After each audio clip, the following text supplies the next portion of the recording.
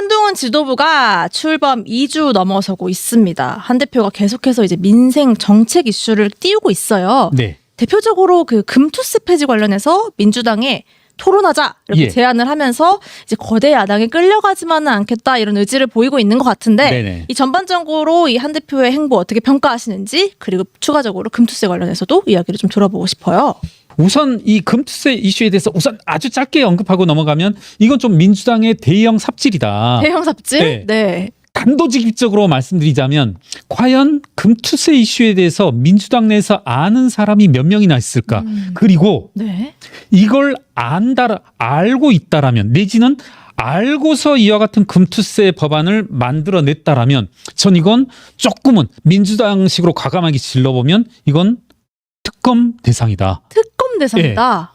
이게 좀 시간을 가지고 천천히 조금 이따 말씀을 드리겠습니다. 네.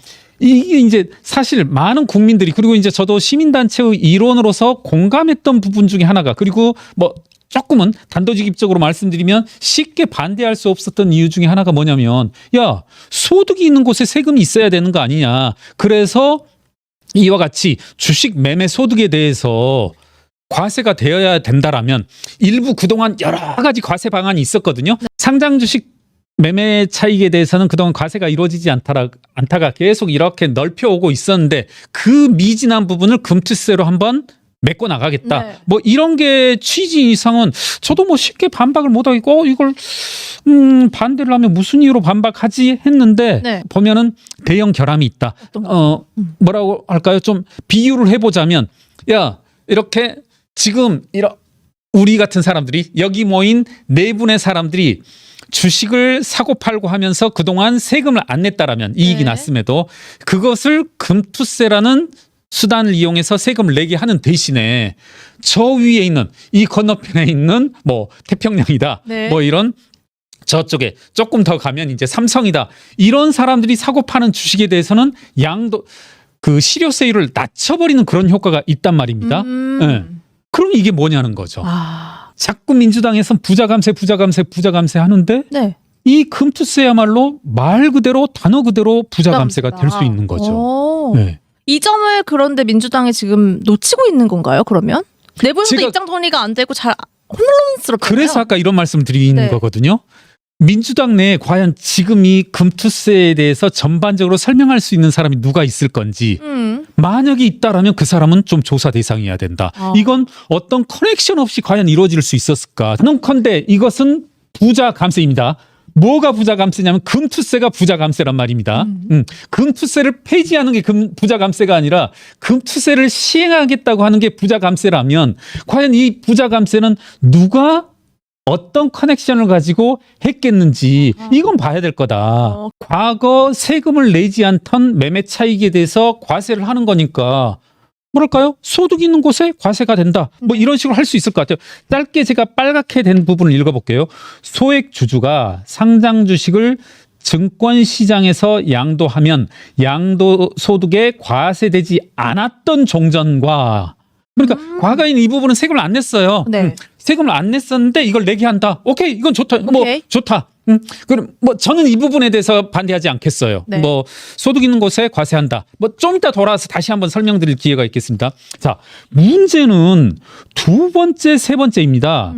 과거에는 배당 소득이었던 것이 이번에는 금융투자 소득으로. 세 번째, 과거에는 양도 소득이었던 것이 이번에는 금융투자 소득으로. 네. 이러면 이게 어떤 문제가 발생하냐면 과거에 배당 소득이었다라 하면 위에 제가 오른쪽에 빨간 줄로 그어놨습니다만 종전에는 배당 소득으로 분류되어 종합소득으로 포함되었던 종합소득으로 포함되면 이제 최고 세율이 49.5%, 예. 사실상 50%. 네. 그리고 5천만 원 정도를 넘어서면 이미 약 20% 세율 이상이 되는 거거든요. 네. 자, 그리고 세 번째 양도소득도 마찬가지입니다. 양도소득세가 과세됐던 주식의 양도 이런 것들도 40% 45% 이렇게 매길 예. 수 있는 거거든요. 이런 것들이 금융투자 소득으로 가버리면 어떻게 되냐면 최고 세율이 20%, 3억까지 20%, 네.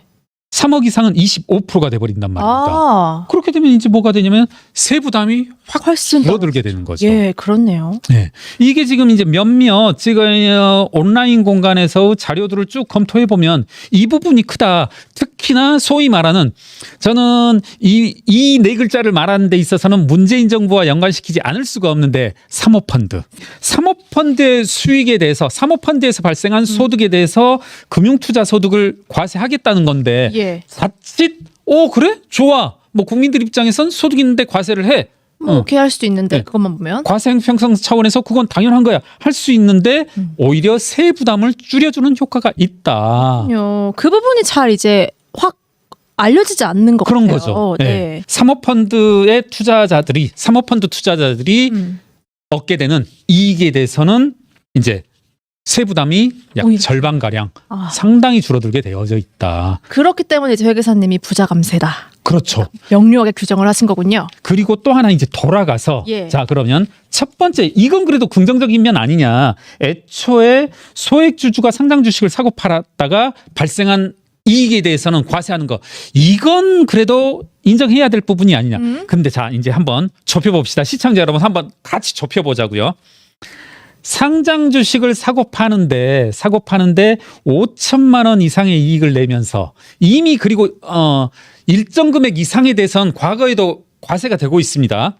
그럼 이 부분으로 세금을 내야 되는 사람들은 누구일까? 제가 한번 여러분들도 공감하실지 모르겠지만 지금 금융투자소득세에 대해서 맹렬히 반대하는 곳이 어디냐면 정치권을 제가 또 그분들 약간 뭐 무시하는 발언일 수도 있습니다. 뭐 한국투자자연합 이런 식으로 잘 못 들어보신 분들이에요. 제가 이제 명칭을 안 적어왔는데 제가 봤을 때 이분들 성격이 어떤 거냐면 좀 은퇴하신 분들 예. 60, 70대 분들이 주축이 되는 어떤 장애 투자 뭐 이렇게 투자자 모임 이런 곳 아닐까 아마 이게 맞을 겁니다. 아하. 그러니까 제가 그분들한테 좀 미리 죄송하다 말씀을 드립니다. 조금이라도 그분들을 뭐 비하하고 싶은 마음은 없는데 이분들 뭐냐면 이제 은퇴 자금을 가지고서 한편으로 우리 이런 말을 하잖아요. 플렉서빌러티 이렇게 유연성이 투자 유연성이 없는 젊은 층 같으면 예를 들어 3, 40대 같으면 뭐 이런 금융투자 소득세가 도입된다 그러면 그래 이게 만약에 본인한테 불리하다고 하면 우리 그래 그러면 다른 데로 타면 돼 뭐 부동산으로 간다든가 어떤 유연하게. 다른 성격의 투자로 옮겨갈 텐데 뭐 하다못해 코인으로도 옮겨가고 할 텐데 이분들은 그렇게 유연하지 못하거든요.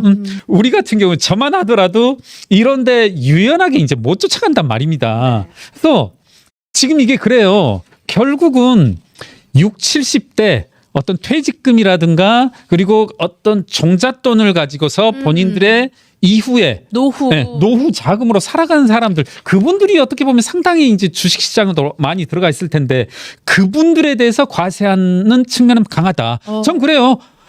제 의견은 그분들한테 이렇게 초점을 맞춰서 관역 삼아서 과세를 하는 게 정의라고 한다라면 그것이 민주당이 생각하는 정의라고 생각한다라면 뭐 그것도 가능하다. 그럼 저는 뭐 전적으로 무작정 반대하는 건 아니에요. 그런데 다만 이 금융투자소득세가 뭐냐면 법인 그러니까 기관 투자자들 예. 외국인은 해당하지 않는 거란 말입니다. 그건 문제네요. 그럼 결국은 실제로 그래요. 김경률이라는 사람이 좀 돈이 있어요. 아까 말한 과거에는 과세 지점에 포함이 안 됐다가 지금 이와 같은 금투세 도입으로 말미암아서 과세 대상이 된다라면 저 같은 사람은 이제 뭐 제가 뭐 스마트한 사람이라 법인 만들어 버리면 되는 거거든요. 그렇죠. 그런 식으로도 대처할 수 있거든요. 피할 수 있겠네요. 그런데 이제 아까 말한 그런 이제 소위 말하는 뭐 한국투자자연합 이런 60, 70대 이분들이 이걸 위해서 법인을 만든다라는 건 좀 쉽게 생각하기 힘든 거죠. 은퇴 소득자들은 네. 그냥 두들겨 맞을 수가 있는 거네요. 그렇죠. 그래서 제가 조금 정리하는 의미에서 말씀드리고 싶은 것은 뭐냐면 이 금투세 도입으로 말미암아서 관역이 되는 어떤 미래의 납세자들은 예. 60, 70대 은퇴 소득자들 뭐 그분들이 이제 중점이 될 것 같고 정작 사모펀드 등으로 막대한 이득을 받던 사람들은 상당한 절세 효과를 불러일으킬 거다. 이렇게 본다라면 어떤 것도 충족하지 못하는 하나의 세법이라고 하는 것이 법이라고 하는 것이 공익적인 차원에서 만족시켜야 할 여러 가지 요건들 중에 무엇 하나도 만족하지 못하는 실패한 입법 사례 아닌가. 그렇군요. 예, 저는 그렇게 봅니다.